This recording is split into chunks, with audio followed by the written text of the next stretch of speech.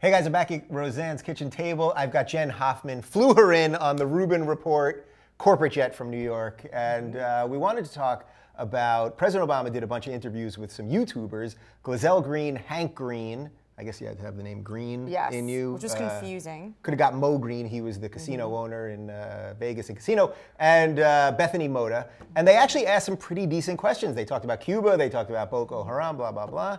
But what I thought was interesting about it was the usual suspects immediately, the people on the right immediately attacking the president, like, oh, he's lowered the office, he's talking to Glozell, who did a YouTube video in cereal. Did you ever see that? She took a bath in cereal. You've lowered the office of the presidency. But I thought they actually did a pretty decent job. And then, of course, the people that love the president thought that they did a great job.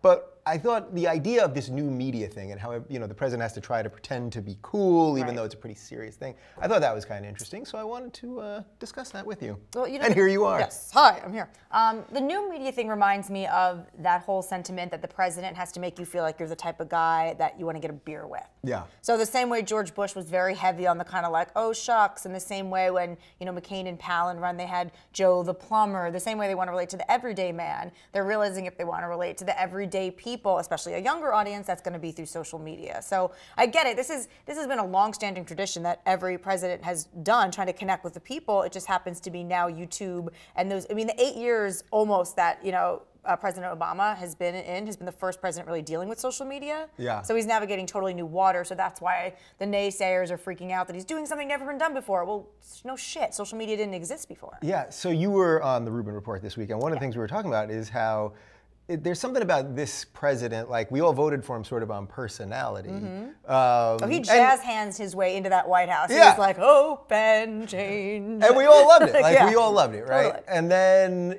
he's obviously done some good things, the health insurance, blah, blah, blah. But it does seem to me that we sort of need two different people, as like in Europe where they have a prime minister and a president. So the prime minister is the one that's actually doing things, and the president is sort of the one where you get your. It's a good cop, bad cop. Yeah, and I kind of think we need that, like where there's a guy that we can go do the beer summit and the fun stuff, and then there's a guy that may be kind of grumpy, might even be single. They want everyone to be a perfect family man. They want it to party. I think we have that. I think that's like the chief of staff. I don't think people realize how much there's a person behind the president who runs the whole scene, who never gets any glory, who's always traditionally been considered grumpy, who's the person going to every meetings. So we might have that and just not be able to handle the knowledge of that. Ah, so you think the chief of staff is running the show and Obama's just going to the expensive fundraisers? Well, I think Barack Obama is obviously running the show. He's a smart guy. He got himself into this office. I think the presidential office actually does hold merit. I know people will go, oh, he's a puppet. I mean, you can't get to that level after being a senator and doing that much in your life. Being an attorney, you're not just going to be some idiot puppet. Yeah. But that being said, I think there's people behind the scenes, whether it's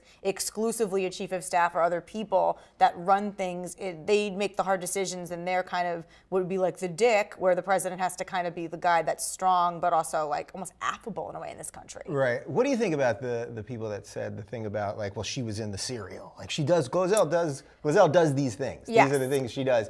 And they had to pick, like a pretty random mix, but these guys, they asked pretty good questions. Like a YouTuber asking a Boko Haram question is pretty good. Here's the thing, being the type of woman who would do some sort of stunt in a bathtub full of cereal is not mutually exclusive with you being an intelligent person who can ask great questions. And I think it was risky for his handlers and the administration to decide to do something with someone who's been naked in a bath of cereal and be that casual about their online persona. But is there really any risk? Because it's like it all gets cleared first, right? She didn't just pop a question. She was going to do something crazy. I mean, intellectually risky, where people, the naysayers, were going to have just another reason to say he did something that wasn't presidential. But in the end, if you want to connect with people online, people that get famous online are not the people that are doing the most conservative things and not saying anything. Even conservatives online say and do outrageous things. Right. So if you're going to connect with anyone with any sort of social media clout or any sort of audience, there's someone who's done something outrageous, whether it's being cereal or whether it's say something crazy conservative right. It doesn't matter. You're going to be dealing with outrageous personalities. Right. What do the crazy conservative right people bathe in?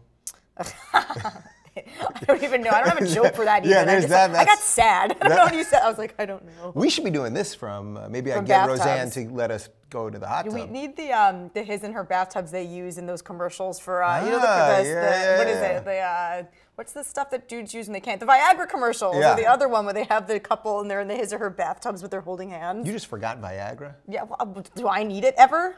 Does she need Viagra? Does Jen need Viagra? Comment in the sections right down below. It's gonna be the only thing that anyone talks about.